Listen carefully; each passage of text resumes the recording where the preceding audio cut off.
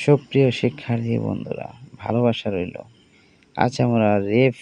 দিয়ে শব্দ গঠন শিখব। রেফ হলো এমন একটি চিহ্ন যেখানে ভয়েসের ব্যঞ্জন বর্ণটি কোনো ব্যঞ্জন বর্ণের আগে যুক্ত হয়, যেমন ভয়েসের যুক্ত থয় রেফ।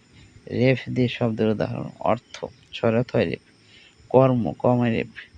ধর্ম, ধমায় রেফ ধর্ম; গর্ব, গবয় রেফ গর্ব;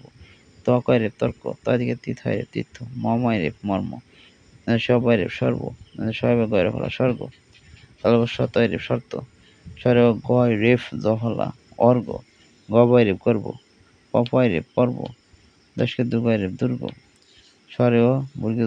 বর্গীয় জয় রেফ অর্জন; ক তয় রেফ বয় হলা কর্তব্য; ক ময় রেফ দীর্ঘিকা কর্মী; ধ